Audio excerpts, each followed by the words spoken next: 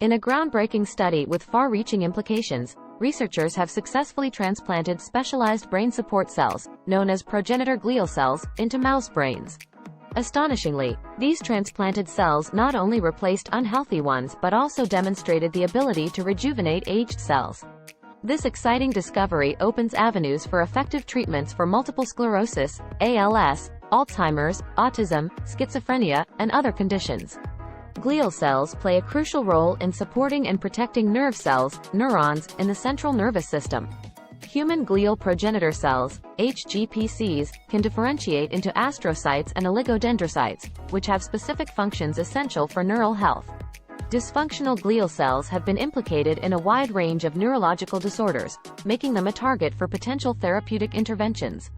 Prior to this breakthrough, researchers had demonstrated the replacement of unhealthy mouse glial cells with healthy human glial cells in Huntington's disease models. The latest study builds upon this foundation, showcasing a remarkable discovery.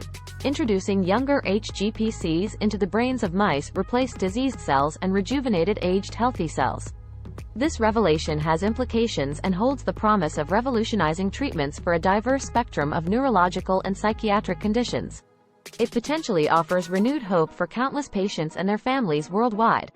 Researchers are preparing clinical trials for hGPC transplantation in conditions like Huntington's disease, primary progressive multiple sclerosis, PPMS, and Pelizaeus-Merzbacher disease, PMD. These trials hold significant promise for advancing medical treatments. PPMS and PMD are critical targets for potential breakthrough treatments, characterized by relentless disease progression and genetic cognitive and motor impairments, respectively. With this amazing study's momentum and impending human clinical trials, neurological medicine's future is set to leap forward, bringing hope to millions affected by these conditions. Thanks for watching. Please consider subscribing to support independent news.